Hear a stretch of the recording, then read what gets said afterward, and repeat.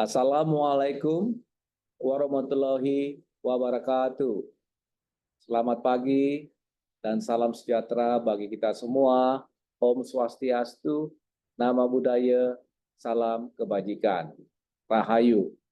Syukur Alhamdulillah senantiasa kita panjatkan kepada Allah SWT atas nikmat kesehatan, kebahagiaan dan sukacita yang kita peroleh daripadanya, yang memungkinkan kita boleh menghadiri, berpartisipasi di dalam satu acara yang begitu penting, yaitu seminar mengenai perpajakan dalam program KAPJ EI Goes to Campus, yang kali ini bekerja sama dengan Universitas Mercu Buana. Dan tema yang diangkat adalah suatu tema yang sangat menarik, yaitu kupas tuntas PMK 172 tahun 2023. Pada kesempatan yang berbahagia ini, izinkan saya menyapa pertama yang saya hormati pimpinan DPN Ikatan Akuntan Indonesia, yang saya hormati pimpinan dari Universitas Mercu Buana, yang kami hormati teman-teman pengurus pusat Kompartemen Akuntan Perpajakan Ikatan Akuntan Indonesia, yang saya hormati para narasumber dan moderator yang mengisi acara pada hari ini, Bapak Dr. Martua Tambunan selaku narasumber, dan Bapak Dr. Waluyo selaku moderator. Yang saya hormati para mahasiswa dan dosen dan hadirin yang saya muliakan. Bapak, Ibu, mahasiswa hadirin yang saya hormati, sebagaimana kita ketahui bahwa Peraturan Menteri Keuangan Nomor 172 Tahun 2023 tentang penerapan prinsip kewajaran dan kewajiban usaha atau sering disebut PKKU dalam transaksi yang dipengaruhi oleh hubungan istimewa dilatar belakangi oleh perkembangan dunia usaha dan peningkatan volume transaksi wajib pajak yang dipengaruhi oleh hubungan istimewa atau related party transaction. Adapun tujuan dikeluarkannya peraturan Menteri Keuangan tersebut adalah untuk memberikan rasa keadilan, kepastian hukum, sekaligus mempermudah pelaksanaan hak dan kewajiban oleh para wajib pajak. Jadi itu adalah yang melatar belakangi dan juga tujuan terbitnya peraturan Menteri Keuangan tersebut. Kita lanjutkan ke slide berikutnya. Bapak dan Ibu sekalian, peraturan Menteri Keuangan tersebut merupakan aturan turunan dari peraturan pemerintah nomor 50 tahun 2022 dan peraturan pemerintah nomor 55 tahun 2022. Adapun PMK tersebut mengkodifikasi 3 PMK sebelumnya. Yang pertama adalah PMK nomor 213 ya, tahun 2016 yang mengatur mengenai TPDoc atau Transfer Pricing Documentation. Yang kedua adalah PMK nomor 49 tahun 2019 yang mengatur mengenai tata cara prosedur persetujuan bersama atau yang kita kenal dengan istilah MAP, Mutual Agreement Procedure.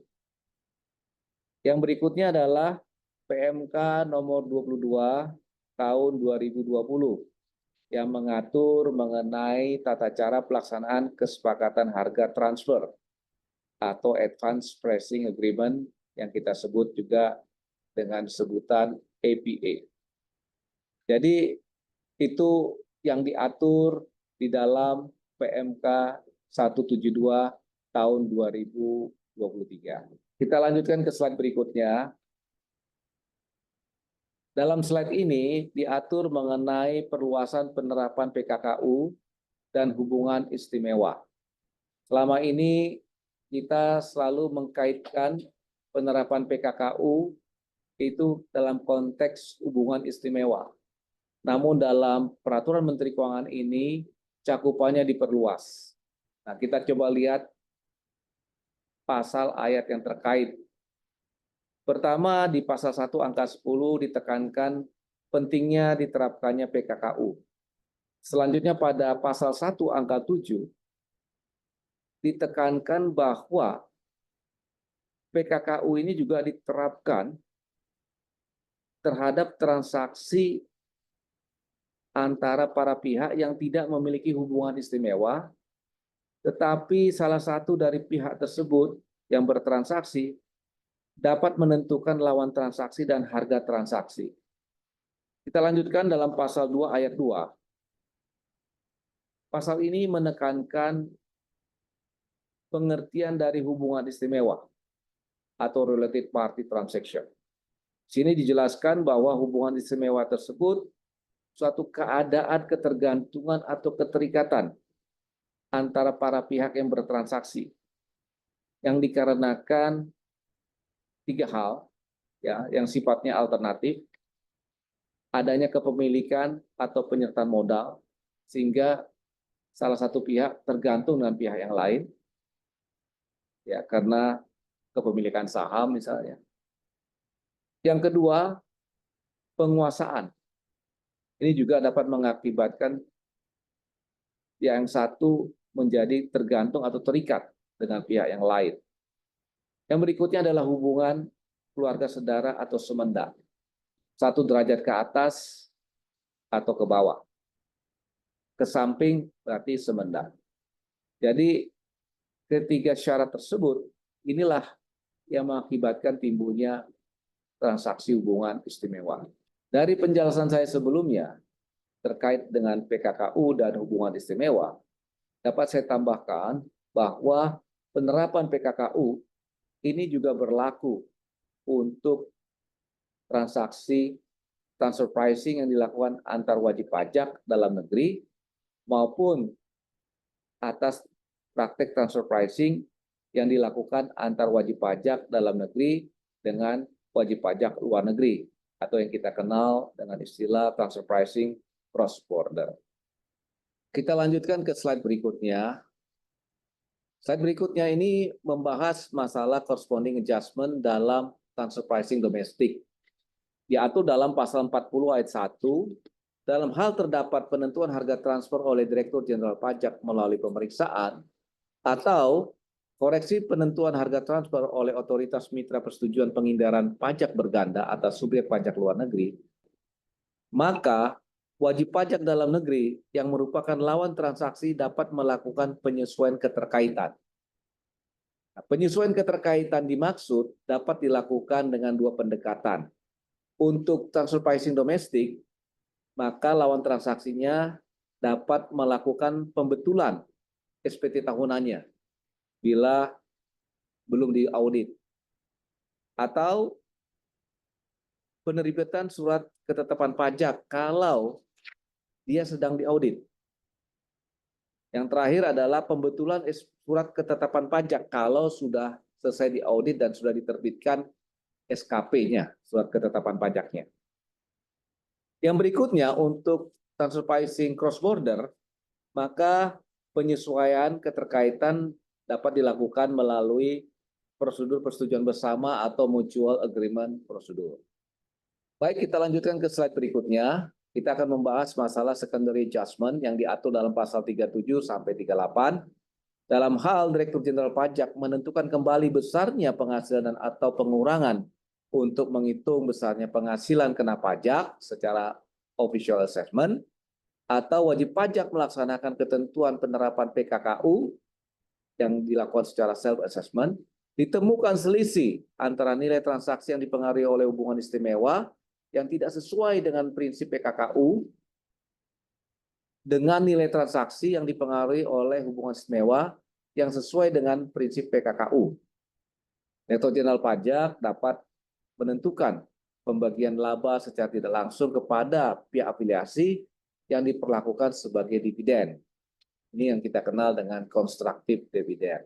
Ya. Nah, ini tentu terutang kapan? Pada saat dibayarkannya penghasilan tersebut atau disediakan untuk dibayarkan penghasilan tersebut atau jatuh temponya pembayaran penghasilan tersebut, tergantung peristiwa mana yang terlebih dahulu. Nah, inilah yang dikenakan constructive dividend atau dividen. Nah, bagaimana dengan wajib pajak luar negeri yang negaranya memiliki P3B dengan Indonesia? Maka tarif dividennya mengikuti P3B yang berlaku. Bapak, Ibu, mahasiswa hadirin yang saya hormati, ketentuan di atas tentu tidak berlaku ya. Bisa dilihat di slide.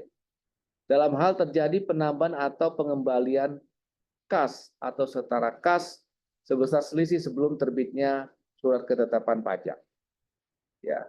Dan wajib pajak menyetujui penentuan harga transfer oleh Direktur Jenderal Pajak. Jadi ada persyaratan kumulatif yang harus dipenuhi agar secondary adjustment ini tidak diberlakukan. Kita lanjutkan ke slide berikutnya. Menyangkut mengenai penerapan PKKU pada kewajiban PPN. Diatur dalam pasal 39. Direktur Jenderal Pajak mempunyai kewenangan melakukan penyesuaian harga jual atau penggantian yang dipengaruhi oleh hubungan istimewa sebagai dasar untuk menghitung PPN yang terutang.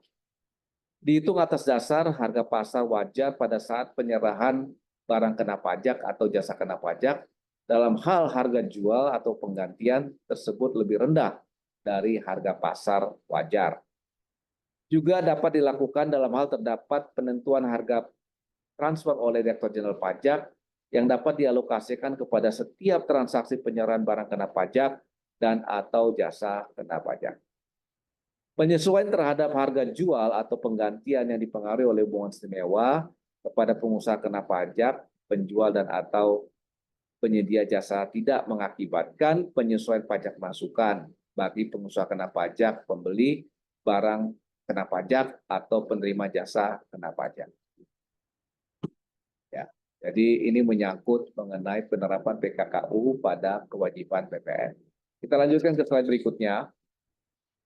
Slide berikutnya menyangkut mengenai kewajiban untuk menyampaikan TP Docs, ya, documentation.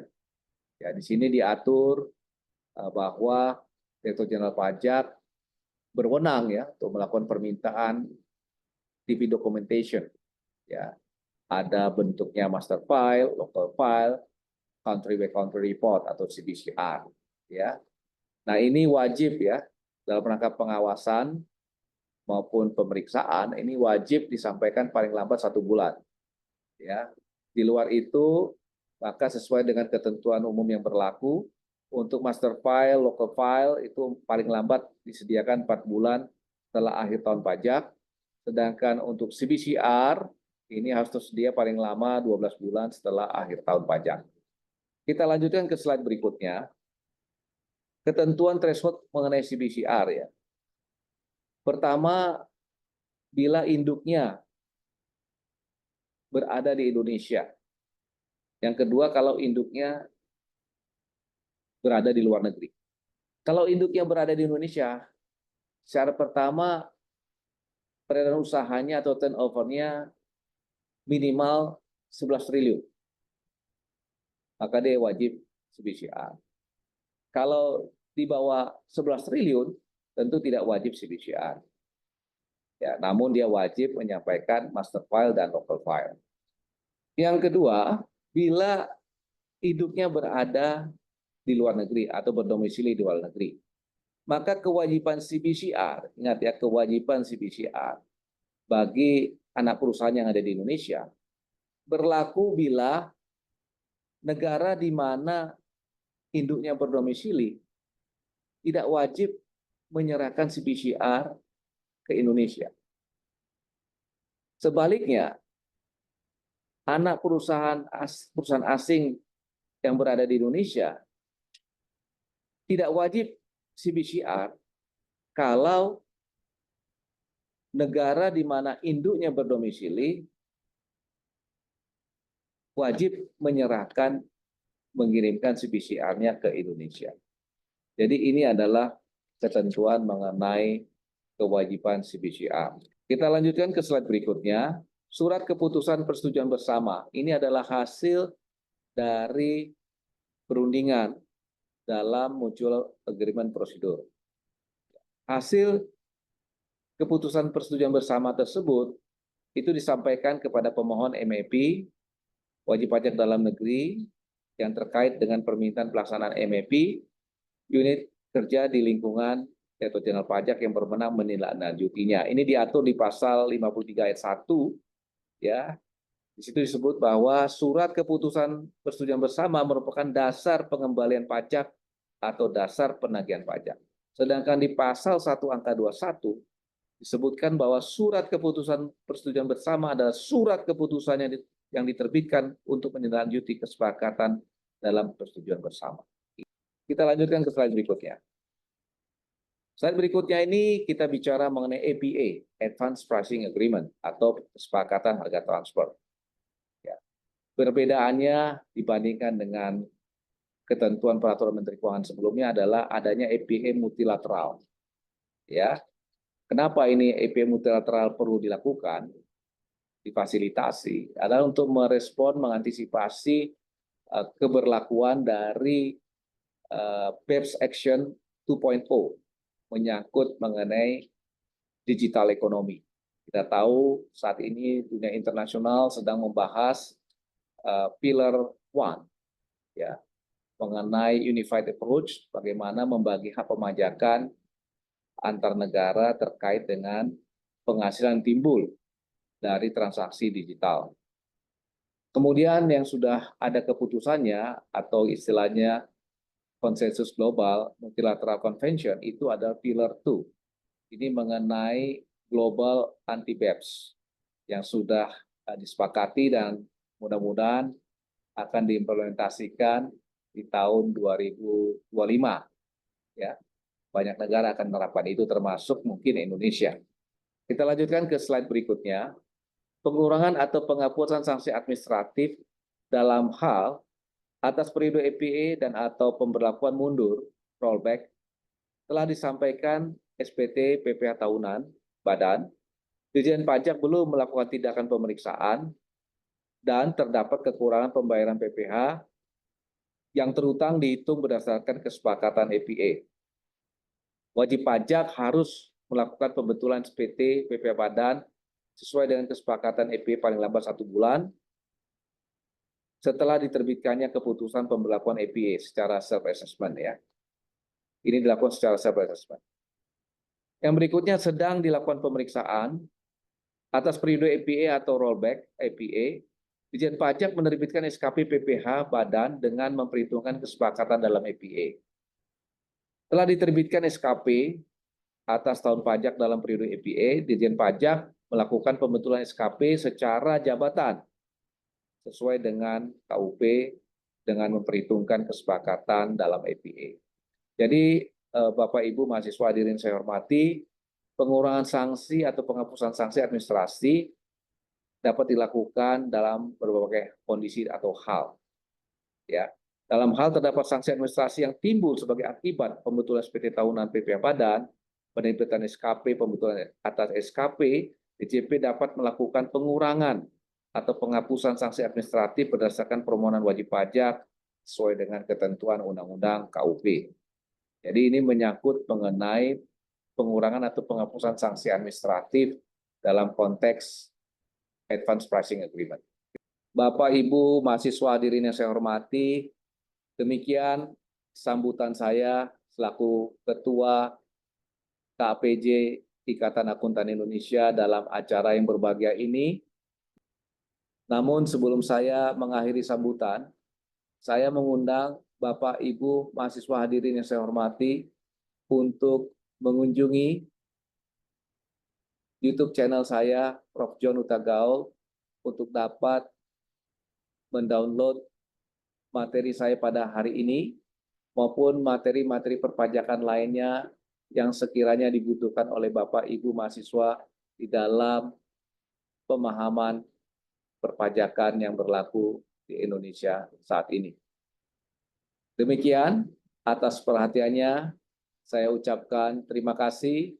Wassalamualaikum warahmatullahi wabarakatuh.